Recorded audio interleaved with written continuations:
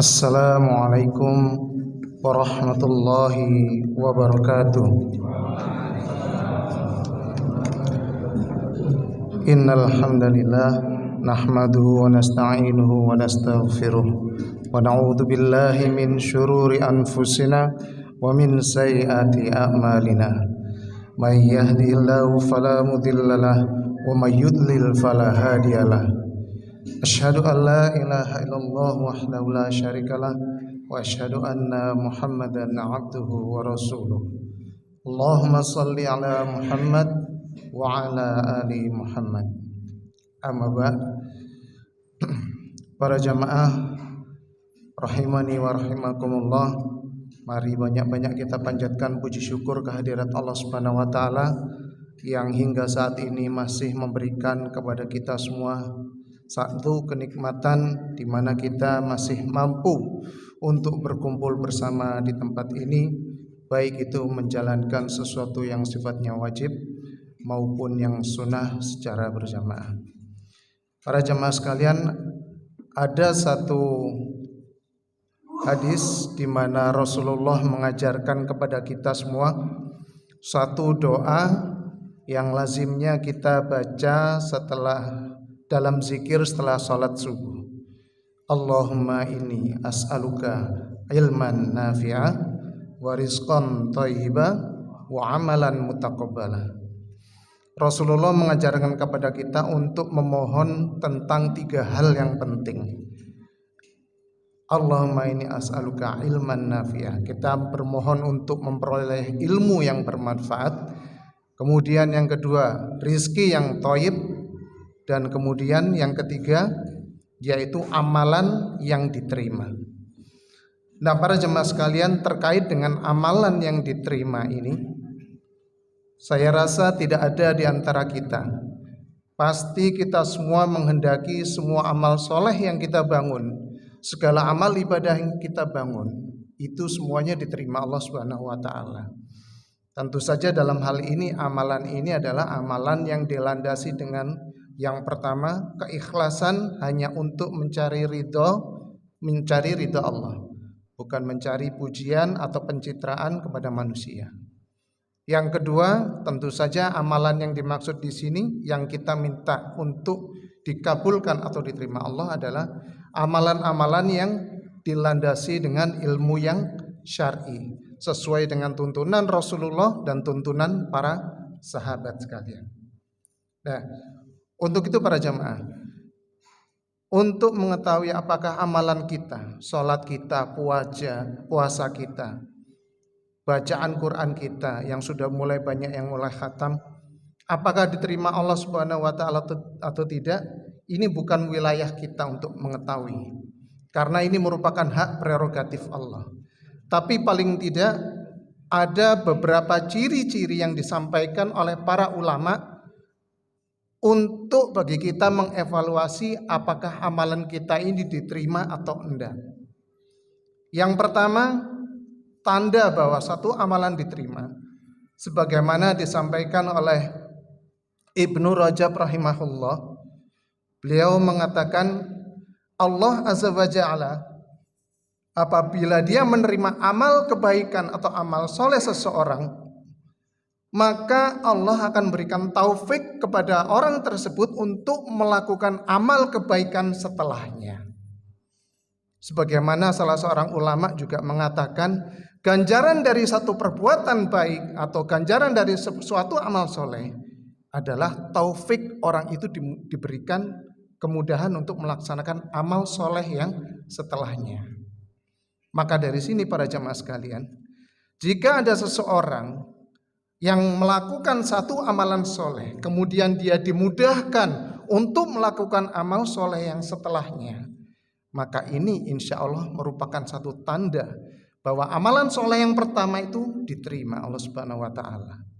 Sebaliknya, apabila ada seseorang melakukan satu amalan soleh, tapi kemudian kelanjutannya dia melakukan satu maksiat, satu kemungkaran, maka ini insya Allah merupakan tanda bahwa amal solehnya yang pertama tadi, amal solehnya tadi yang dilakukan, itu tidak diterima alias ditolak.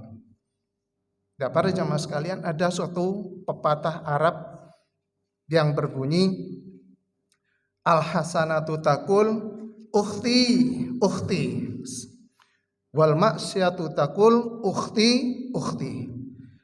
Amal kebajikan akan menyeru, kemari sahabatku, kemari. Dan amal maksiat pun juga akan menyeru, kemari sahabatku, kemari. Jadi ibaratnya, satu pahala dari satu amal soleh akan memanggil pahala-pahala dari amal soleh yang lain. Dan sebaliknya, amal atau dosa dari satu kemaksiatan itu juga akan memanggil saudaranya dosa-dosa dari amalan yang lain. Hal ini dilandasi oleh sabda Rasulullah SAW dalam hadis riwayat Muslim. Rasul bersabda, alaikum sidqi, fa inna sidqa yahdi ilal birri, wa innal birra yahdi ilal jannah. Rasulullah bersabda, hendaklah kalian berbuat jujur, karena jujur itu akan mengantar pada kebaikan, dan kebaikan akan mengantar kalian kepada surga. Nah, ini tanda yang pertama. Tanda yang kedua bahwa satu amal soleh diterima, itu sebagaimana perkataan Imam Ibnu Qayyim, di mana beliau menyampaikan bahwa tanda bahwa amal kalian diterima, yaitu hati kalian dibuat merasa bahwa amal soleh yang dilakukan itu masih kecil dan hina. Sampai orang yang benar-benar mengenal Allah, dia akan mengupayakan untuk beristighfar setelah melakukan satu amalan ibadah. Para jemaah sekalian, adalah Rasulullah SAW. Bukankah beliau setelah melakukan salam dari sholat, beliau membaca istighfar 3 kali. Allah pun menyuruh orang yang selesai melakukan prosesi haji itu juga untuk memperbanyak istighfar. Allah pun memuji orang yang banyak-banyak beristighfar setelah selesai melakukan sholat malam.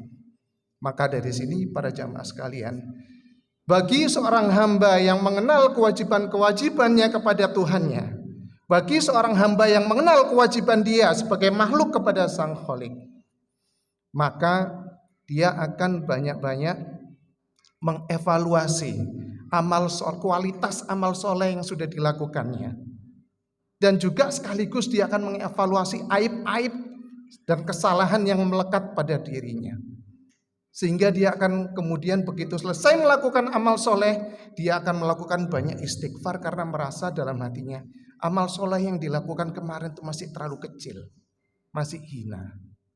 Itu tanda yang kedua. Kemudian tanda yang ketiga, Ibnul Qayyim juga menyampaikan bahwa apabila Allah Subhanahu wa taala menghendaki kebaikan kepada seseorang, maka hati orang tersebut akan dibuat untuk tidak mengingat-ingat amalan soleh yang telah dilakukannya, dan lisannya pun akan dibuat untuk tidak mengabar-ngabarkan kepada manusia. Sebaliknya, Allah akan menempatkan dosa dan kesalahan yang pernah dilakukan di pelupuk matanya hingga dia nanti masuk jannah. Maka dengan kondisi seperti ini para jemaah sekalian, seorang hamba yang melakukan amal soleh dengan ikhlas dan penuh rasa takut, maka dia akan lebih sibuk menghitung-hitung segala kekurangannya, segala dosa-dosanya, ketimbang menghitung amal-amal soleh yang sudah pernah dilakukannya. Bahkan dia sendiri juga tidak ada waktu, terlalu sibuk untuk memviralkan amal solehnya, baik itu melalui lisan kepada orang-orang maupun lewat media sosial. Tidak ada waktu buat dia untuk itu. Karena apa para jamaah sekalian? Semakin orang tersebut melakukan amal ibadah dengan ikhlas, semakin banyak amal soleh yang dilakukan, maka hatinya akan menjadi lebih tawadhu, lebih merasa takut dan teringat akan kesalahan-kesalahannya dan segala kekurangannya. Sebaliknya orang yang suka membanggakan kualitas amal solehnya, memperlihatkan, mengabar-ngabarkan amal solehnya kepada orang lain, maka dia akan lebih cenderung berpotensi untuk meremehkan dosa-dosa dan menganggap rendah orang-orang yang tidak melakukan amal soleh seperti dia. Duh, barusan selesai sholat sudah 7 hari, ngelihat temennya makan. Duh, kok enggak puasa Syawal? Duh, bangun kok pas adzan subuh, enggak sholat malam ya ini ya. Dia akan lebih merendahkan orang lain yang tidak mengamalkan seperti dirinya. Dan yang tanda yang keempat, para jamaah sekalian, sebagaimana dikatakan oleh Syekh Ibnu Athaillah As-Sakandari, penulis kitab Al-Hikam. Beliau menyampaikan bahwa buah amal dari seseorang di dunia setelah dia melakukan ibadah adalah tanda bahwa amal tersebut diterima kelak di akhirat. Sekali lagi, buah amal yang dirasakan seorang hamba ketika di dunia, buah amal ibadah, itu adalah tanda bahwa amal solehnya kelak diterima di akhirat. Buah amal ibadah ini berupa apa? Buah amal ibadah ini berupa satu kelezatan, kenikmatan ketika seorang tersebut melakukan amal ibadah. Bukankah sholat yang kita rasa kadang-kadang suka memberatkan ini, malah oleh Rasulullah dibuat sebagai tempat istirahat. Sholat itu sebagai istirahatnya Rasulullah dan para sahabat. Kalau kita kan berbeda. Dan kemudian sebagaimana diperlihatkan oleh Ali bin Abi Thalib ketika kakinya tertembus anak panah. Dia minta para sahabatnya untuk mencabut anak panah tersebut ketika beliau sedang sholat. Maka beliau pun sholat. Dan para sahabat melaksanakan amanahnya untuk mencabut anak panah tersebut dari kakinya pada saat dia sholat. Apa yang dikatakan Ali ketika beliau selesai sholat? Saya merasa sakit saya sekarang lebih ringan. Ada seorang sahabat juga yang bernama Abbad bin Bishr, bahwa ketika beliau ditugaskan dalam satu pertempuran umat Islam untuk menjaga keamanan umat Islam yang sedang beristirahat, beliau shift malam. Ketika dia merasa bahwa lingkungannya terasa kok sepi, seolah-olah tidak ada musuh, maka untuk mengisi kekosongan waktu, Abbad melakukan sholat. Pada saat sholat itulah ada seorang musuh yang mengendap-endap dan kemudian memanah, terkena lengannya Abbad bin Bishr. Tapi Abbad tidak menyelesaikan sholatnya, dia tetap sholat. Maka kemudian panah yang berikutnya mengenai lagi tubuhnya. Abbad pun tidak terputus dengan sholatnya. Sampai akhirnya dia menyelesaikan sholatnya, tubuhnya sudah penuh dengan beberapa anak panah. Baru pada saat itu dia membangunkan sahabatnya di sebelahnya. Tolong gantikan saya untuk berjaga, katanya. Temannya yang dibangunkan kaget melihat beberapa anak panah sudah menancap. Kamu kok tidak bilang, tidak bangunkan saya pada saat anak panah yang pertama terkena mengenai kamu, katanya. Maka kata Abbad, saya pada saat sholat sedang membaca satu surah yang membuat saya terharu, hati saya haru. Dan saya tidak ingin memutus komunikasi itu dengan Allah, meskipun anak panah itu membuat saya mati. Sehingga saya teringat sama pesan Rasulullah bahwa saya harus menjaga keamanan umat muslim. Maka saya menyelesaikan sholat saya. Masya Allah. Itulah satu kelezatan ibadah yang diberikan kepada orang-orang yang ikhlas. Dan dengan kelezatan yang diberikan seperti ini, maka kelanjutannya orang akan lebih mudah istiqomah terhadap amal soleh yang dilakukannya.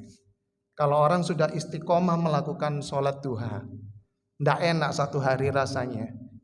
Dia pergi kerja, pergi kemanapun tidak melakukan sholat duha. Yang sudah istiqomah diberikan kelezatan setiap hari membaca Al-Quran, rasanya kok ada yang ganjil kalau sehari itu dia tidak membaca Quran. Dan macam-macam. Dan kemudian tanda yang terakhir dari satu amalan yang diterima, yaitu bahwa doa-doanya dikabulkan Allah. Sebagaimana dalam satu hadis yang menceritakan kisah 3 orang yang terjebak dalam gua. Maka masing-masing orang ini berwasilah dengan amalan yang pernah dilakukannya, berdoa kepada Allah untuk dibebaskan dari kesulitan saat tertutup di dalam goa. Maka orang yang pertama bermohon dengan amalannya yang dilakukan, yaitu dia mementingkan orang tuanya dibanding keperluan keluarganya. Ketika Allah menerima amal keikhlasan, amal soleh yang dilakukannya, maka batu yang menutup mulai bergerak sedikit membuka. Kemudian orang yang kedua berdoa, berwasilah dengan amal kebaikannya, di mana dia pernah menahan diri terhadap seorang wanita yang dicintainya, sehingga tidak tertimbul kemaksiatan yang seharusnya bisa dia lakukan. Allah pun menerima keikhlasan amal soleh orang ini, sehingga batu itu pun bergeser lagi, terbuka lagi pintu guanya. Dan orang yang ketiga berwasilah dengan amalannya ketika dia melaksanakan, memenuhi janjinya terhadap pegawainya. Dan doa ini pun dan amal soleh ini pun diterima Allah Subhanahu wa Ta'ala, sehingga batu ini bergeser dan orang tersebut, ketika orang tersebut bisa keluar dari kesulitan yang menghimpit mereka sebelumnya. Ya, para jamaah sekalian, semoga apa yang singkat yang kami sampaikan ini bisa menjadikan atau bisa menjadi ibrah serta evaluasi pada kita semua, agar melaksanakan amal soleh itu dengan ikhlas, tidak perlu diviral-viralkan atau dikabarkan pada manusia. Semoga kita semua diberikan kelezatan dalam melakukan amal ibadah kita, serta diberikan taufik dan hidayah untuk selalu istiqomah dengan amalan yang kita bangun. Subhanakallahumma wa bihamdik, asyhadu an la ilaha illa ant, astaghfiruka wa atubu ilaik. Wassalamualaikum warahmatullahi wabarakatuh.